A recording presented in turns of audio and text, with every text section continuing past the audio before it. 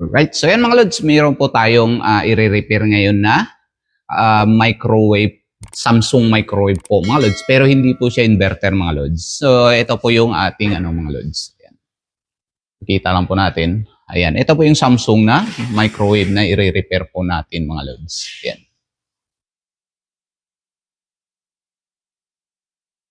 Bale, ang problema niya lang po mga lodi. Okay. Yan, subukan po natin i-on. Ayan, kita ba? Okay, kita po. Ayan po, na-on na po natin mga lods. Gumagana po yung kanyang timer sa harap mga lods. Okay. You know. So, gumagana po siya mga lodi. Pero, blower niya mga lods, hindi po umiikot mga lodi. Yung kanyang blower, timer niya gumagana mga lods. So ano nga ba ang problema niya mga lods pag ganito po yung microwave po natin? So ngayon, ayan, natapos niya po yung 30 second po mga lods pero hindi po gumagana yung kanyang blower. So gagawin po natin mga lods, siguraduhin lang po na natanggal po natin yung kanyang plug. Bago po natin galawin, buksan po natin yung pinto mga lods. Okay. Ayan ko, kung napapansin nyo mga lods. Ayan. Parang blurred po yung ating video mga lods. Okay, ayan. Ito po yung switch niya, pang itaas po mga lods. Meron po yan dito sa gitna and meron po sa ibaba mga lods. Kung bakit po hindi umiikot yung kanyang pan, malamang sira po yung kanyang switch mga lods. Dahil ito po ay nakaseries yung sa ibaba papunta dito sa pangatlong switch mga lods.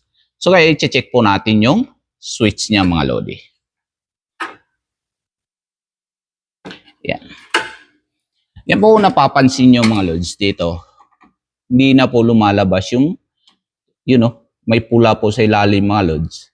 Yan. Bale nakabaon na po siya mga lods. Ibig sabihin sira po yung switch niya mga lods. And ito din po. Okay, subukan po natin pindutin. So yan. Kita ba?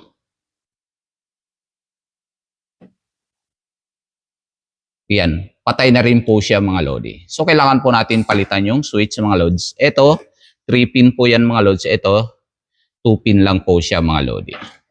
So ngayon meron po akong nahanda dito na switch. Ito po yung 3 pin. Normally closed, normally open mga lods. Yung 3. And ito po yung 2 pin. So normally open po ito mga lods. Yan, kita ba? Yan. Normally open po ito. So yan ang ipapalit po natin mga lodi.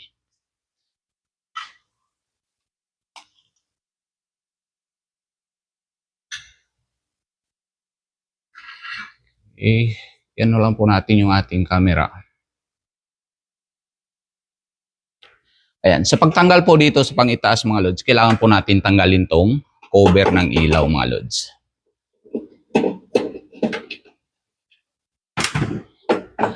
Yan. Yan. Tanggalin po natin yung holder niya.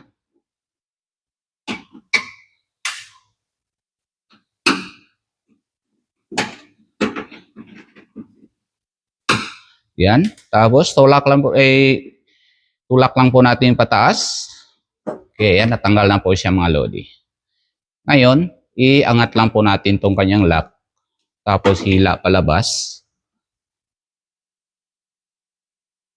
Tapos, ligwatin ng konti. Ayan, tanggal na. So, yan. Hindi na po pumipitik yung kanyang switch mga lods. So, yan. Papalitan po natin to.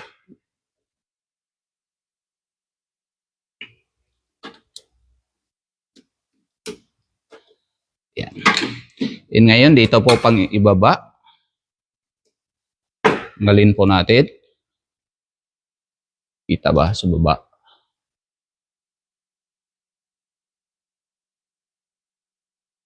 Okay. Tanggal. Tapos, ibalik po natin yung switch niya.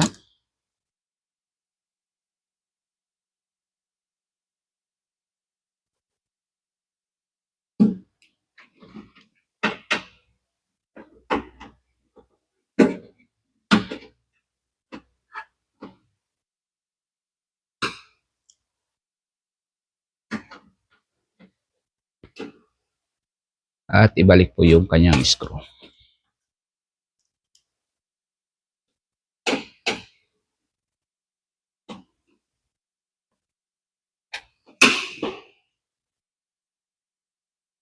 Tapos, ibalik po natin yung cover ng ilaw.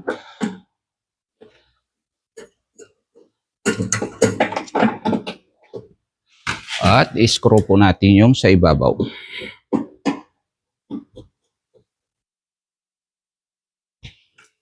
Yan. So, ganyan lang po kabilis na magpalit ng switch mga lods. So, ngayon, layo po natin ng konti yung ating camera.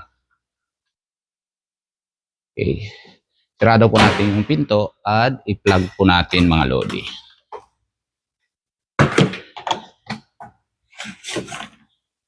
Yan. Subukan po natin i-on. Ayan. So yan, may power na po siya mga lods. And ulit. On.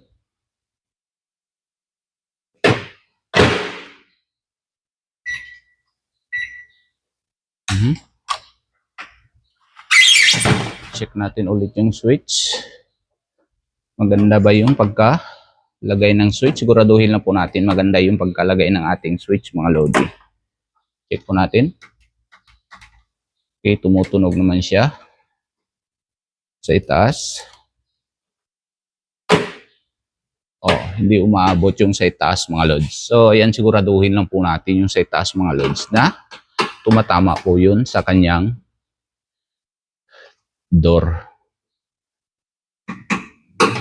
Okay, angat lang po natin ng konti. Higpitan. Check.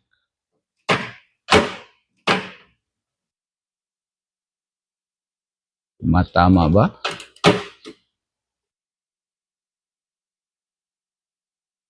Okay, ayan. Tumatama na po siya mga lods. Okay, siguraduhin lang po natin sa paglagay dun sa switch niya mga lods na maganda po yung pagkaupo ng kanyang switch mga lods. Yan. Fire po natin. You know. So yan, gumagana na po yung kanyang blower mga lods. So yan, siguraduhin lang po natin sa paglagay po natin ng switch mga lods na maganda yung pagkaupo ng kanyang switch mga lodi. Yan. Gumagana yung kanyang timer. Yan. Gumagana yung kanyang blower din po mga lods. So yun lang mga lods. Ganun lang kabilis mag-repair po magpalit ng switch ng microwave po mga lods. Okay? Hanggang sa muli po, maraming salamat. Stay safe, stay creative. God bless you all. Bye-bye.